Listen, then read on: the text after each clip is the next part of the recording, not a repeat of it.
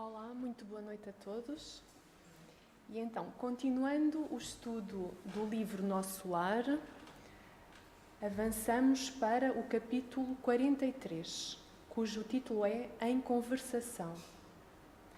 Eu dividi este estudo em duas partes. Numa primeira parte vou fazer a leitura do capítulo 43 e depois numa segunda parte irei destacar aquelas que para mim são as ideias mais importantes que nos são passadas neste capítulo. E então, passando à leitura, o Ministério da Regeneração continuou cheio de expressões festivas, não obstante se haver retirado o governador ao seu círculo mais íntimo. Comentavam-se os acontecimentos. Centenas de companheiros se ofereciam para os trabalhos árduos da defensiva, assim correspondendo ao apelo do grande chefe espiritual. Procurei Tobias, diz-nos André Luís, para consultá-lo sobre a possibilidade do meu aproveitamento, mas o generoso irmão sorriu da minha ingenuidade e falou: André, você está começando agora uma tarefa nova. Não se precipite, solicitando o acréscimo de responsabilidade. Haverá serviço para todos, disse-nos ainda agora o governador. Não se esqueça de que as nossas câmaras de retificação constituem núcleos de esforço ativo, dia e noite. Não se aflija. Recorde que 30.000 servidores vão ser convocados para a vigilância permanente. Deste arte, na retaguarda, serão muito grandes os claros a preencher. Identificando-me o desapontamento, diz-nos André Luís, o bondoso companheiro bem-humorado acentuou depois de ligeira pausa. Contente-se com a matrícula na escola contra o medo. Creia que isso lhe fará enorme bem. Nesse interim, no entretanto, recebi grande abraço de Lísias, diz-nos André, que integrara na festa a deputação do Ministério do Auxílio. Com a licença de Tobias, retirei-me em companhia de Lísias para gozar de palestra mais íntima. Conhece você, indagou ele, Lísias, o ministro Benvenuto, aqui na Regeneração, o mesmo que chegou anteontem da Polónia? Não tenho esse prazer, respondeu André. Vamos ao seu encontro, replicou Lísias, envolvendo-me nas vibrações do seu imenso carinho fraterno. Há muito que tenho a honra de incluí-lo no círculo das minhas relações pessoais.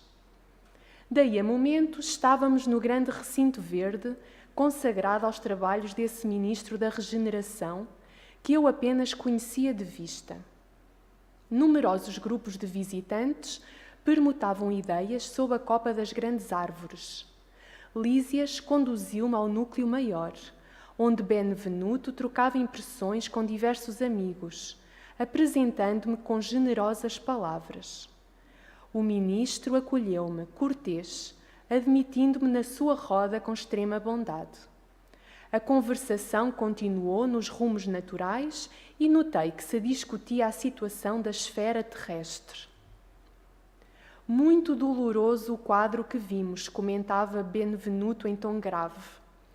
Habituados ao serviço da paz na América, nenhum de nós imaginava o que fosse o trabalho de socorro espiritual nos campos da Polónia. Tudo obscuro, tudo difícil.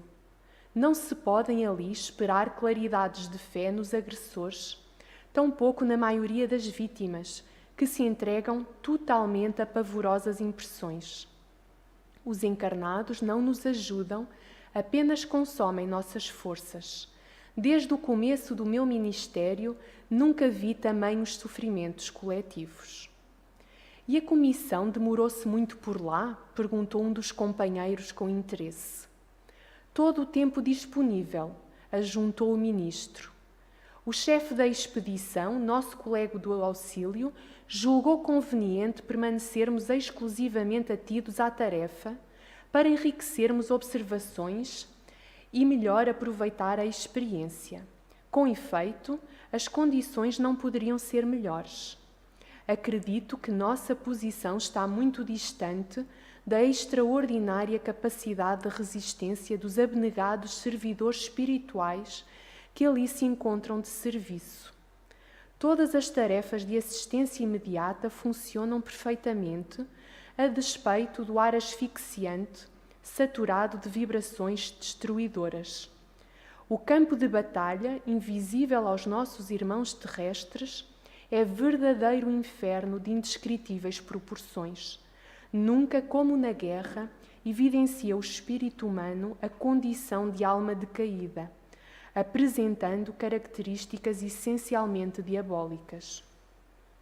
Vi homens inteligentes e instruídos localizarem com minuciosa atenção determinados setores de atividade pacífica para o que chamam impactos diretos. Bombas de alto poder explosivo destroem edifícios pacientemente edificados. Aos fluidos venenosos da metralha casam-se as emanações pestilentas do ódio e tornam quase impossível qualquer auxílio. O que mais nos contristou, porém, foi a triste condição dos militares agressores, quando algum deles abandonava as vestes carnais, compelido pelas circunstâncias. Dominados, na maioria, por forças tenebrosas, fugiam dos espíritos missionários, chamando-lhes a todos fantasmas da cruz. E não eram recolhidos para esclarecimento justo? Inquiriu alguém, interrompendo o narrador. Benvenuto esboçou um gesto significativo e respondeu: será sempre possível atender aos loucos pacíficos no lar. Mas que remédio se reservará aos loucos furiosos, senão o hospício? Não havia outro recurso para tais criaturas, senão deixá-las nos precipícios das trevas, onde serão naturalmente compelidas a reajustar-se, dando ensejo a pensamentos dignos. É razoável, portanto, que as missões de auxílio recolham apenas os predispostos a receber o socorro elevado. Os espetáculos entrevistos foram, portanto, demasiadamente dolorosos, por muitas razões. Valendo-se de ligeiro intervalo, outro companheiro opinou: é quase incrível que a Europa, com tantos patrimónios culturais, se tenha abalançado a semelhante calamidade. Falta de preparação religiosa, meus amigos, definiu o ministro com expressiva inflexão de voz. Não basta ao homem a inteligência apurada. É-lhe necessário iluminar raciocínios para a vida eterna.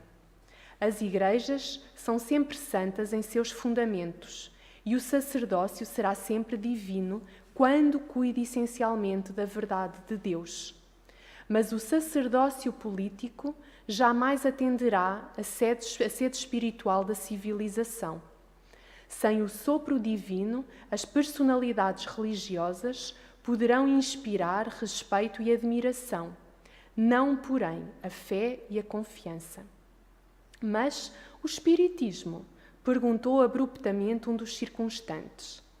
Não surgiram as primeiras florações doutrinárias na América e na Europa há mais de 50 anos?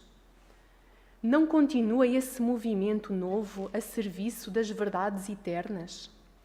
Benvenuto sorriu, esboçou um gesto extremamente significativo e acrescentou: o espiritismo é a nossa grande esperança e, por todos os títulos, é o consolador da humanidade encarnada. Mas a nossa marcha é ainda muito lenta. Trata-se de uma dádiva sublime, para a qual a maioria dos homens ainda não possui olhos de ver. Esmagadora percentagem dos aprendizes novos aproxima-se dessa fonte divina a copiar antigos vícios religiosos. Querem receber proveitos, mas não se dispõem a dar coisa alguma de si mesmos. Invocam a verdade, mas não caminham ao encontro dela. Enquanto muitos estudiosos reduzem os médiuns a cobaias humanas, numerosos crentes procedem à maneira de certos enfermos que, embora curados, creem mais na doença que na saúde e nunca utilizam os próprios pés. Enfim, procuram-se por lá os espíritos materializados para o fenomenismo passageiro, ao passo que nós outros vivemos à procura de homens espiritualizados para o trabalho sério. o trocadilho arrancou expressões de bom humor geral, acrescentando o ministro gravemente: nossos serviços são astronómicos. Não esqueçamos, porém, que todo o homem é semente da divindade. Ataquemos a execução de nossos deveres com esperança e otimismo. E estejamos sempre convictos de que, se bem fizermos a nossa parte, podemos permanecer em paz, porque o Senhor fará o resto. E assim termina este capítulo 43.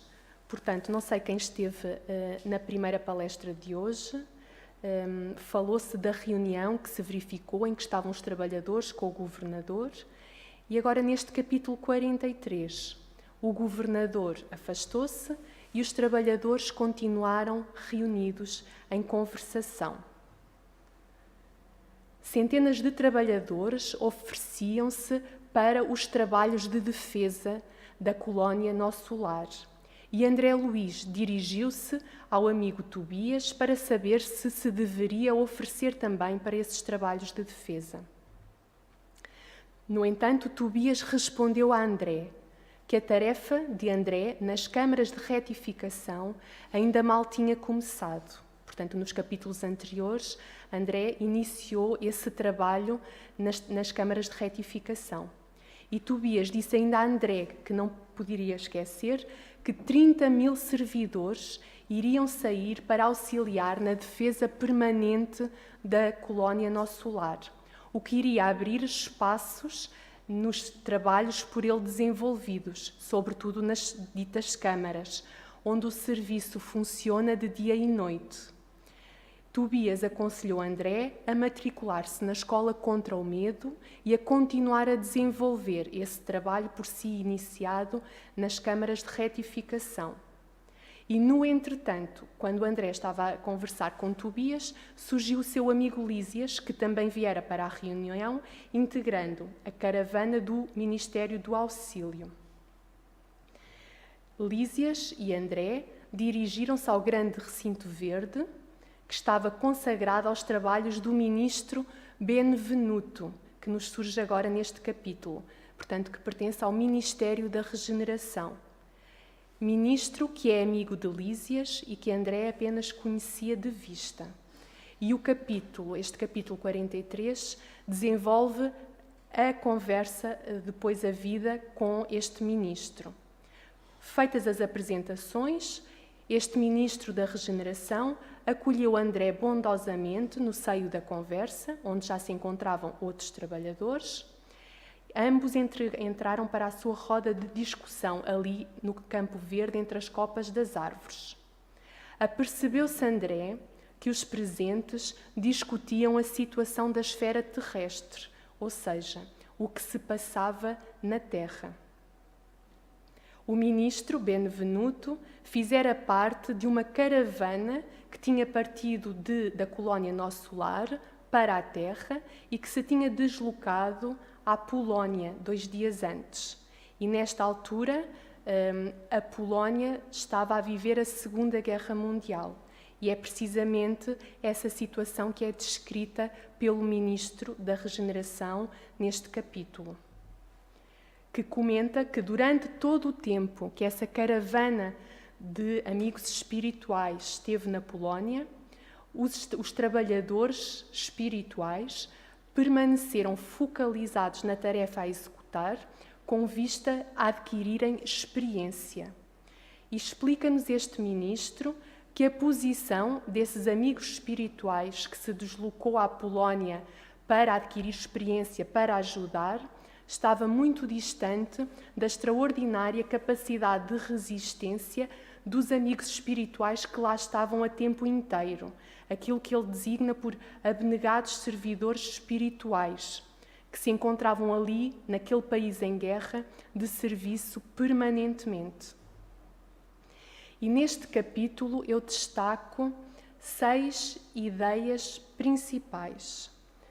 Numa primeira ideia, vemos a descrição das excursões de aprendizado que os espíritos socorristas de Nosso Lar fazem às zonas de conflito em tempos de guerra. O ministro Benvenuto fizera parte dessa tal caravana que voltara há 2 dias da Polónia. E como sabemos, no continente europeu, nessa altura, vivia-se a Segunda Guerra, que teve consequências destruidoras, desastrosas. E este ministro, tendo-se deslocado a esse país em guerra, descreve a situação que lá presenciou e diz-nos que a atmosfera era angustiante, refletindo as odiosas emanações mentais dos encarnados em guerra. Diz-nos que vários grupos de tarefeiros do mundo espiritual aí montaram acampamentos móveis em zonas em que se desenvolviam as frentes de batalha, a fim de aí estabelecerem postos socorristas, não só para os espíritos encarnados que naquele momento estavam em guerra, portanto, principalmente os militares, mas também para os espíritos que ali desencarnavam, seja esses militares, seja os próprios civis que eram afetados. E nós sabemos que, quando a Segunda Guerra, desencarnaram milhares de espíritos. E, portanto, este ministro diz-nos que a guerra assumiu proporções assustadoras, travando sangrentos combates. Os homens encarnados fizeram evoluir as armas de guerra, aumentando o seu poder destruidor. Este ministro diz-nos, neste capítulo, que todas as tarefas de assistência imediata estavam a funcionar perfeitamente, apesar do ar asfixiante, saturado de vibrações destruidoras que ali se fazia sentir. Explica-nos que, invisível aos olhos humanos, portanto os espíritos encarnados naquele momento não o conseguiriam ver, que o campo de batalha é um verdadeiro inferno, na medida em que a batalha em si não é apenas ali naquele momento entre os espíritos que ainda estão encarnados, mas também depois acaba por passar para o plano espiritual, quando aqueles homens desencarnam e ainda continuam presos àqueles sentimentos de ódio, de vingança, de raiva. Nunca como na guerra, diz-nos Benvenuto, evidencia o espírito humano a condição de alma decaída, apresentando características essencialmente diabólicas. Portanto, esta descrição é muito pormenorizada. Benvenuto conta ainda que viu homens inteligentes e instruídos empenhados em atirar bombas de alto poder de destruição sobre setores pacíficos. E diz que aquilo que mais o entristeceu foi a triste condição dos militares agressores, quando algum deles abandonava as vestes carnais. Diz que, dominados na maioria por forças tenebrosas, portanto, nós conseguimos imaginar o acompanhamento espiritual deste tipo de espírito encarnado, destes militares em guerra, conseguimos imaginar que andariam acompanhados, obviamente, não por espíritos de luz, mas sim por espíritos das trevas. E é essa descrição que nos é feita por Benvenuto, que na maioria se encontravam dominados por forças tenebrosas e que, quando o seu desencarne, fugiam até dos espíritos missionários que os tentavam ajudar. Explica-nos ainda Benvenuto que os militares agressores, ao desencarnarem, não puderam ser atendidos, muitos deles, porque estavam ainda na condição de loucos furiosos, dominados por forças tenebrosas das trevas, que apenas são passíveis de tratamento nessas regiões das trevas, ou seja, ao desencarnarem, iriam para uma zona de trevas, onde explica-nos o Ministro da Regeneração que, com o passar do tempo, seriam compelidos ao reajustamento, dando lugar, paulatinamente, a pensamentos dignos. Mas naquele momento imediato do desencarne, eles não podiam ser ajudados pelos espíritos de luz e tinham que passar um longo período nestas regiões de trevas. E o Ministro da Regeneração, Benvenuto, explica ser razoável por isso que as missões de auxílio que são levadas a cabo pelos espíritos missionários apenas recolham aqueles que estão dispostos a receber socorro, Relativamente aos restantes, nada podiam fazer. Uma segunda ideia que eu destaco neste capítulo é a ideia de que a guerra evidencia o que existe de pior no homem, no ser humano. E neste capítulo fala-se da Polónia, país que na altura passava pela Segunda Guerra Mundial, mas nós sabemos que nos dias de hoje, infelizmente, ainda existem muitos países em guerra. E isso deve-se essencialmente ao facto de que nós, aqui na esfera terrestre, ainda nos encontramos em evolução. E como espíritos encarnados no mundo de provas e expiações, o homem ainda é impelido a lutar contra o mais fraco, a fim de impor a sua força em seu próprio benefício. E isso muitas vezes conduz a situações de guerra. E relativamente a esses espíritos que fomentam a guerra, há que considerar que, ao fazê-lo, estão a acumular incontáveis débitos, que, por certo, demorarão muito mais do que uma existência, muito mais do que uma reencarnação, até serem expiados. Normalmente, estes espíritos demoram várias reencarnações até conseguirem expiar estes débitos que criam com este comportamento. E neste capítulo 43 é dito que aos fluidos venenosos das armas se uniam as emanações pestilentas do ódio, o que tornava quase impossível qualquer auxílio nos campos de batalha. Portanto, esta descrição é assustadora. Numa terceira ideia, podemos ver neste capítulo que, apesar do clima infernal que se vive durante a guerra, a ajuda dos servidores espirituais não cessa. Vimos que existiam postos socorristas permanentes nesses países em guerra e vimos que, por exemplo, da colónia Nosso Lar se deslocou uma caravana a fim também de prestar auxílio a esses espíritos. Os trabalhadores do plano espiritual tentam, exaustos, auxiliar a todos os que desencarnam nos campos de batalha. É-nos dito neste capítulo. Numa quarta ideia que eu retiro deste capítulo é de que altos patrimónios culturais de nada valem se houver falta de preparação religiosa. Nesta conversa com o ministro, há alguém presente que lhe pergunta como é que é possível que a Europa, com um património cultural tão elevado, tenha caído numa tal calamidade como foi a Segunda Guerra Mundial.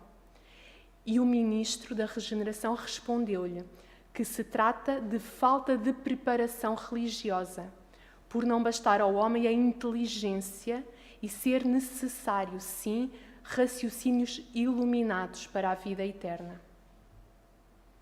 De acordo com este ministro, as igrejas são sempre santas quando cuidam essencialmente daquela que é a verdade de Deus, do nosso Pai. Mas o chamado sacerdócio político jamais atenderá à sede espiritual da civilização. E aqui nos é dito que, sem o sopro divino, as personalidades religiosas que possam surgir nas várias igrejas até podem inspirar respeito, podem inspirar admiração, mas nunca irão inspirar a fé e a confiança. Uma quinta ideia, muito importante na minha opinião, é de que o espiritismo é a grande esperança, mas que para isso é necessário que os homens encarnados se espiritualizem. Nesta conversa, retratada no capítulo 43, um dos trabalhadores presentes pergunta ao ministro, então, e o espiritismo? O que é que faz o espiritismo no meio disto tudo? Não ajuda as pessoas que passam por estas situações de guerra?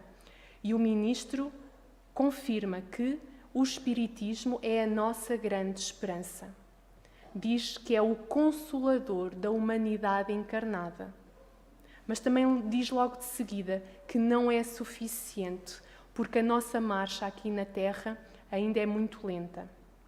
Precisamente porque a maioria dos homens ainda não possui olhos de ver.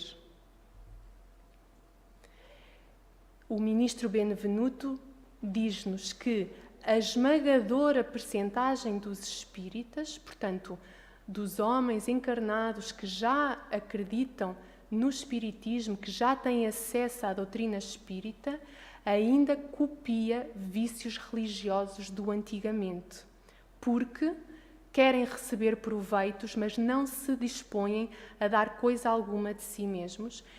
E nós sabemos que quando aqui chegamos, muitas vezes acontece-nos isso, queremos aqui chegar a esta casa, queremos receber ajuda, mas esquecemos muitas vezes de olhar em nossa volta e ver que também nós podemos ajudar alguém a fazer a nossa parte. Além disso, também nos diz Benvenuto que os espíritas, muitas vezes, invocam a verdade, mas não caminham ao encontro dela, ou seja, sabem, conhecem a teoria, no entanto, não a conseguem aplicar na prática. E isto é fundamental e é este esforço que todos nós temos que fazer no nosso dia-a-dia. E, por fim, a última ideia que eu retirei deste capítulo é que cada servidor deve fazer a sua parte. Este capítulo 43 termina com o ministro Benvenuto a fazer um trocadilho. Ele diz: enquanto os encarnados se entretêm com as sessões de materialização de espíritos, temos que nos situar no tempo, temos que considerar que na altura em que se passa esta cena na colónia Nosso Lar, vivíamos a Segunda Guerra Mundial, portanto, em termos de desenvolvimento da doutrina espírita, ainda estávamos naquela fase até em que se utilizavam os médiuns para demonstrar a existência dos espíritos e que se faziam as tais sessões de materialização. E no trocadilho, o ministro Benvenuto diz: enquanto os encarnados se entretêm com as tais sessões de materialização de espíritos, os desencarnados, ou seja, os amigos espirituais, estão à procura de homens espiritualizados para o trabalho sério. O ministro conclui dizendo que são muitos os serviços dos espíritos desencarnados para ajudarem os encarnados e, portanto, eles ficam extenuados com esse trabalho. Mas, segundo ele, todo o homem é semente da divindade, todos nós. Por isso, é preciso que cada um cumpra o seu dever com esperança e otimismo, devendo sempre estarmos convictos de que, se cada um de nós fizer a sua parte, poderemos permanecer em paz, porque o Senhor fará o resto. E assim se termina o estudo deste capítulo 43, com esta ideia de esperança, de fé, de coragem, e que cada um de nós consiga fazer a sua parte. Que assim seja.